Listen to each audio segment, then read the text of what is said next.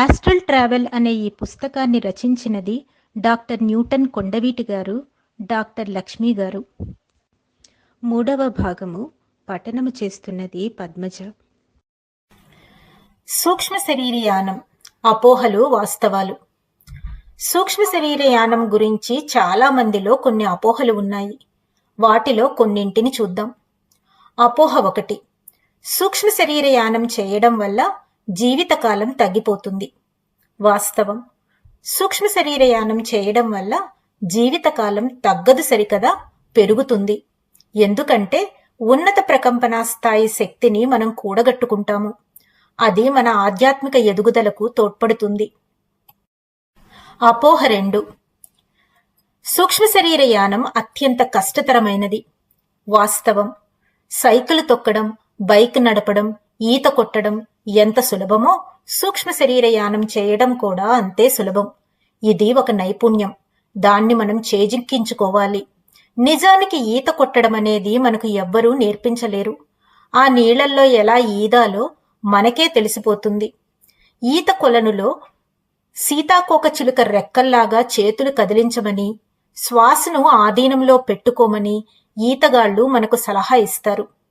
Astral travel గురించి కూడా మనం కనీస అవగాహన కలిగి ఉంటే చాలా చక్కగా చేయగలము. అపోహ 3. ఈ దేహం నుండి సూక్ష్మ శరీరంతో బయటికి వెళ్లిన తరువాత వేరే ఏదైనా ఆత్మ వచ్చి నా దేహంలో దూరితే నాకు భౌతిక శరీరం లేకుండా పోతుంది. వాస్తవం. మీ శరీరం చైతన్య ప్రకంపన పరంగా ఇతరులకు సరిపోదు. కేవలం అత్యున్నత ఆత్మ చైతన్యం కలవారు, ఉన్నత పరిధులకు చెందిన గొప్ప ఆత్మలు, కనీసం 6వ తలానికి చెందిన యోగులు, గురువులు మాత్రమే మీ అనుమతితో మీలోకి ప్రవేశించగలరు. అలాంటి ఉన్నతమైన ఆత్మలు మీరు ఎలాంటి ప్రకంపనా స్థాయిలో ఉన్నప్పటికీ మీ శరీరంలోనికి ప్రవేశించి మీ ద్వారా ఛానలింగ్, మీడియంషిప్ చేయగలరు. అంతే తప్ప ఇతరులు ఎవ్వరూ మిమ్మల్ని ఇబ్బంది పెట్టలేరు. అపోహ 4. నేను సూక్ష్మ శరీరయానం చేసి ఏ నరకలోకానికో లేదా నిమ్నతలానికో వెళ్లి ఇరుక్కుపోయారంటే అక్కడ ఉన్న అధమస్థాయి ఆత్మలు నా పైన దాడి చేస్తాయి. వాస్తవం. నిజానికి అక్కడ ఉన్న వాటితో పోల్చితే మనలోనూ అదే ప్రకంపన ఉంటుంది. మన యొక్క ఆలోచనలకు మన సూక్ష్మ శరీరం ప్రతిస్పందిస్తుంది. మనం నరకలోకానికి వెళ్తానని భయపడితే అదే సంభవిస్తుంది. సూక్ష్మ శరీరంలో ఉన్నప్పుడు మీ నుండి వెలువడే ప్రతి ఆలోచన తక్షణమే వ్యక్తీకరించబడుతుంది. అందుకే సూక్ష్మ శరీరాన్ని థాట్ బాడీ అని కూడా అంటారు. మన ఆలోచన అనే ఇంధనంతో అది ప్రయాణిస్తుంది.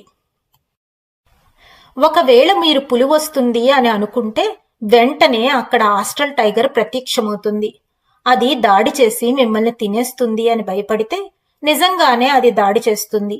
అయితే మీ భౌతిక శరీరానికి ఏమీ కాదు. కానీ సూక్ష్మలోకాల్లో ఆలోచనలకు అనుగుణంగా మార్పులు వెనువెంటనే సంభవిస్తుంటాయి. మన ఆలోచనలు అన్నీ తక్షణమే వాస్తవ రూపం దాల్చుతాయి. అపోహ 5. సూక్ష్మ శరీరయానం చేస్తుండగా పొరపాటున నా వెండి తీగ తెగిపోతే నేను మరణిస్తాను. వాస్తవం. స్థూల శరీరం నుండి సూక్ష్మ శరీరం విడివడి ప్రయాణిస్తున్నప్పుడు రెండింటినీ అనుసంధానించే వెండి తీగ ప్రమాదవశాత్తు తెగిపోయే ప్రసక్తే లేదు. మనంతట మనమే తెంచుకోవాలని భావిస్తే తప్ప అలా ఎన్నటికీ జరగదు. ప్రతి మరణము ఇచ్ఛామరణమే. ఆధ్యాత్మికంగా ఉన్నతంగా ఎదిగిన యోగులు మాత్రమే ధ్యాన సమయంలో తమ స్థూల శరీరాన్ని వీడి మరణించే శక్తి సామర్థ్యాలు కలిగి ఉంటారు. వాళ్ళు తమ వెండి తీగను స్వయంగా తెంచుకొని ఉన్నత కేంద్రాల నుంచి శాశ్వతంగా శరీరాన్ని వీడిపోతారు. దీన్నే సజీవ సమాధి అంటాము. హోస్పేట్ దగ్గర 7 యోగులు అలా సజీవ సమాధి అయ్యారు. వీరబ్రహ్మేంద్ర స్వామి, సదానంద యోగి గారు, ఇంకా ఎంతో మంది గురువులు ఇలా ఇచ్ఛామరణాన్ని అంటే ముందుగానే వాళ్ళు చెప్పిన సమయానికి శరీరాలను వదిలిపెట్టారు. అపోహ 6. సూక్ష్మ శరీరయానం చేస్తున్నప్పుడు ఇతరులు నా వెండి తీగను తెంపగలరు. వాస్తవం. ఇతరులు ఎవ్వరికీ మన వెండి తీగను తెంచే శక్తి ఉండదు. అపోహ 7. నేను సూక్ష్మ శరీరయానం చేస్తున్నప్పుడు ఇతరుల వెండి తీగతో నాది పెనవేసుకుపోయి ఇరుక్కుపోతే ఎలా? ఆస్ట్రల్ తలాల్లో ఎక్కడెక్కడో విహరించాక నా దేహంలోకి రావడం కష్టమవుతుందేమో. వాస్తవం. అలా ఎన్నటికీ జరగదు. గూగుల్ వాళ్ళ జీపీఎస్ లాగానే మన ఆత్మలోనూ సహజసిద్ధంగా ఈ సమాచారమంతా నిక్షిప్తమై ఉంటుంది. తన యొక్క స్థూల శరీరంలోనికి పునఃప్రవేశించటం ఎలానో సూక్ష్మ శరీరానికి స్పష్టంగా తెలిసే ఉంటుంది. సూక్ష్మ శరీరంతో ప్రయాణిస్తున్నప్పుడు మీ స్థూల శరీరానికి ఏ మాత్రం అసౌకర్యం కలిగినా కూడా వెండి తీగ ద్వారా సూక్ష్మ శరీరానికి తక్షణమే సందేశం అందుతుంది. నిద్రపోతున్నప్పుడు మూత్రాశయం నిండి మూత్ర విసర్జన చేయవలసి వస్తే వెంటనే సూక్ష్మ శరీరాన్ని వెనక్కి రమ్మని సంకేతాలు వెళతాయి. అలా ఏ విధమైన ఇబ్బంది కలిగినా కూడా సూక్ష్మ శరీరం వెంటనే తిరిగి వస్తుంది. కాబట్టి వేటికి మనం భయపడవలసిన అవసరం లేదు. సూక్ష్మ శరీర యానం అనేది ఒక పరమాద్భుతం, ఒక సాహసోపేత యాత్ర. ఇది మన ఆత్మోన్నతికి దోహదపడే ఒక సాధన. మన ఆత్మ యొక్క అమరత్వానికి అది సంకేతం. ఒక సూక్ష్మ శరీర అనుభవం మీ జీవితాన్నే మార్చివేస్తుంది. ప్రతి ఒక్కరూ నిర్భయంగా ఆనందంగా చేయదగ్గ ప్రయాణం ఇది. జీవితం పట్ల మనకు ఇప్పటి వరకు ఉన్న దృక్పథం 360 కోణాల్లో పూర్తిగా మారిపోతుంది. అప్పుడు నేను స్థూలాన్ని కాదు సూక్ష్మాన్ని అన్న అవగతమవుతుంది. అదొక్కటే చాలు. మనకు తెలియని అవిదిత యథార్థం ఎంతో ఉందని తెలుసుకునే కొద్దీ ఎదుగుతూ ఉంటాము.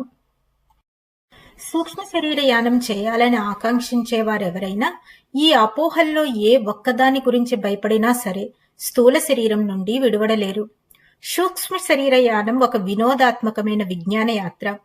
సూక్ష్మ శరీర యానం ఒక అద్భుతమైన ఆధ్యాత్మిక అనుభవం.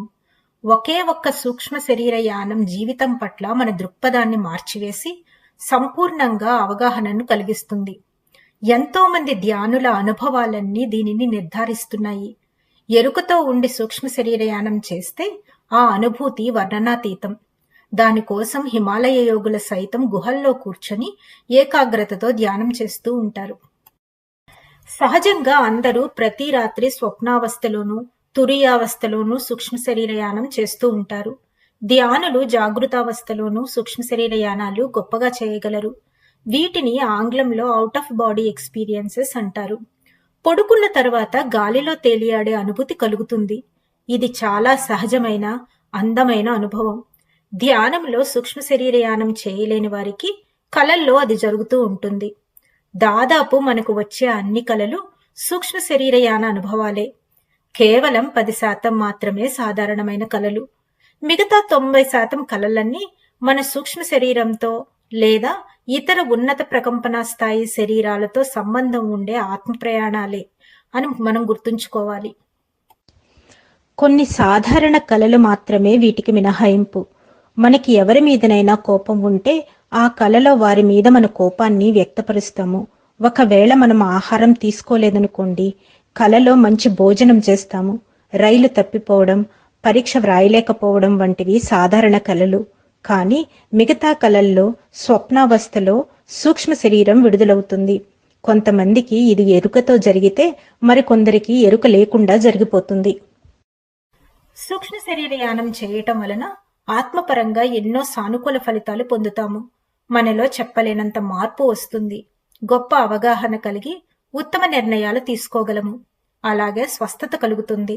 సూక్ష్మ శరీరంలో ఉన్న అవరోధాలను తొలగించుకొని ఆరోగ్యాన్ని చేకూర్చుకోవచ్చు.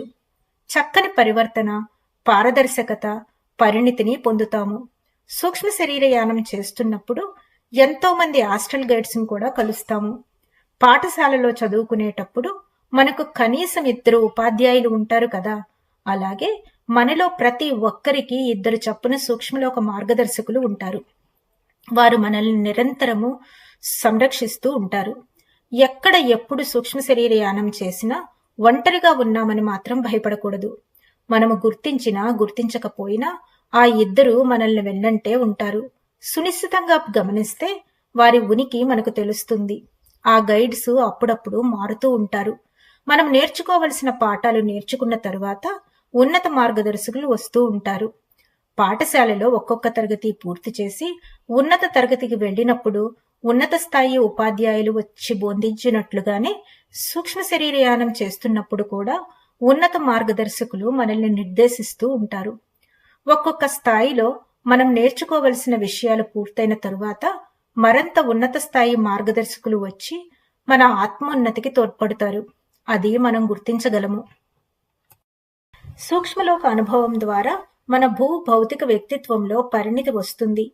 మన వ్యక్తిత్వం కూడా ఉన్నతంగా మార్పు చెందుతుంది. మన ఆలోచనలలో స్పష్టత వస్తుంది.